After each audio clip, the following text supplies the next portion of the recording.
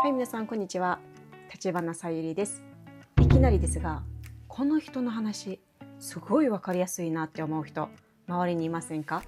逆に一生懸命に説明してるのに、結局何を伝えたいのって言われちゃったり、誤解されて損してる人も多いです。もったいないです。実は頭のいい人がやってる伝え方には共通してルールがあります。まず一つ目です。ゴールから逆算して話すことです。そして2つ目です。相手の辞書に合わすことです。そして3つ目です。間をデザインすることです。この3つを知るだけで明日からの会話のストレスは激減します。今日は私の失敗談を踏まえながらお話ししていきます。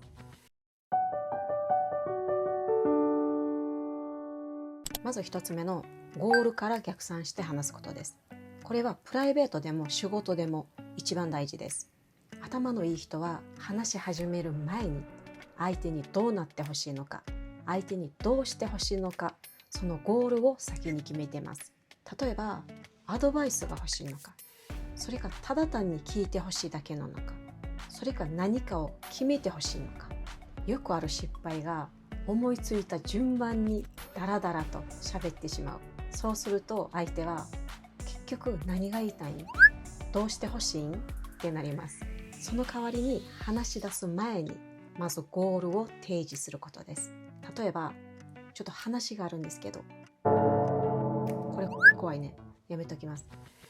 ちょっと相談したいことちょっと相談したいことがあるんですけど、とかちょっと話聞いてほしいんですけど、こう言ってください。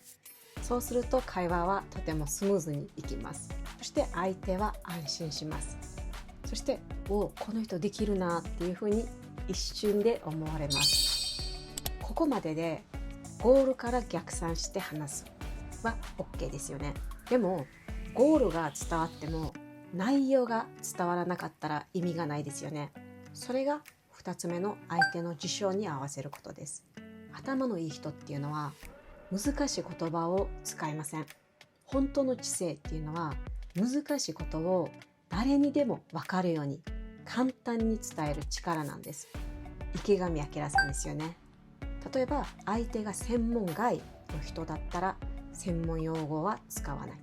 または相手が年下だったらその人がイメージしやすい例え話を使う。自分がいかにできる人っていうのを見せつけるんじゃなくて、相手に伝わることに全力を出す。これが大人の品格です。ここまででゴールを決め、言葉を合わせました。でも早口言葉で詰め込んだらまた伝わらないです。最後の極意は沈黙の力です。では3つ目の間をデザインすることです。これ意外とできてない人多いです。私もそうでした。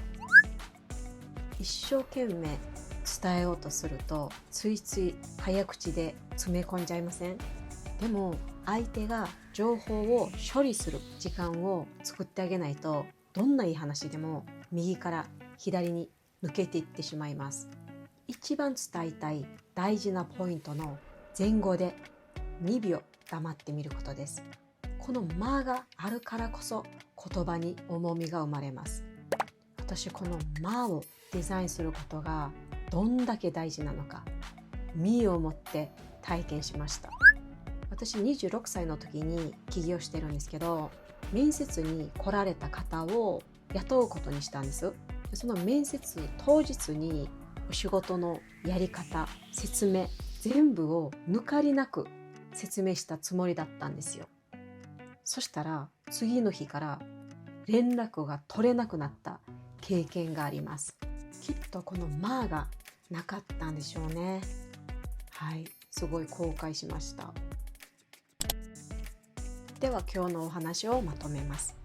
頭のいい人の伝え方3つです。まず1つ目です。ゴールから逆算して伝えることです。そして2つ目です。相手の事象に合わせることです。そして3つ目です。間をデザインすることです。コミュニケーションっていうのは技術っていうよりも思いやりなんです。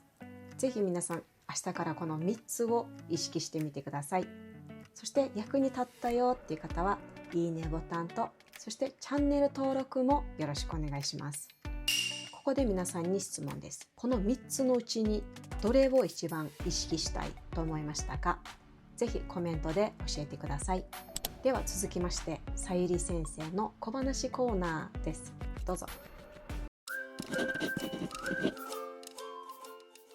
はい、ではさゆり先生の小話コーナーが始まりました。イエーイ。前回ですね、人は成功したから幸せになるのではなくて、幸せだから成功できるっていう言葉についてお話ししました。ほんであれからじゃあ成功って何やろって考えたんですね。もちろん成功の形っていうのは人それぞれだと思います。でも私は一度うまくいった人よりも変化し続けられる人の方が長く活躍してる気がするんですよね。昔は一つのことを貫くっていうのが美徳でしたよね。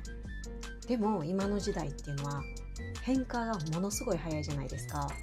だから柔軟に変われる人の方が強いかもしれないです。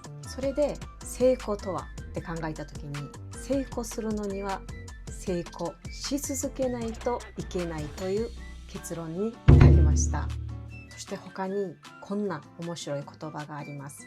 金メダルを取れるのは金メダルを通り過ぎる人にしか取れないっていう言葉があります。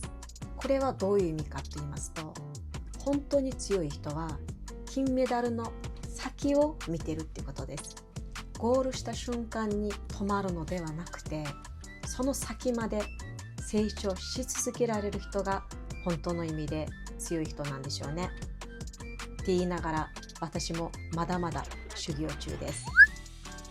はい、皆さん今日の動画いかがだったでしょうか？ぜひいいねボタンと、そしてチャンネル登録、そしてベルマークもオンにしてください。ではまた次の動画でお会いしましょう。さようなら。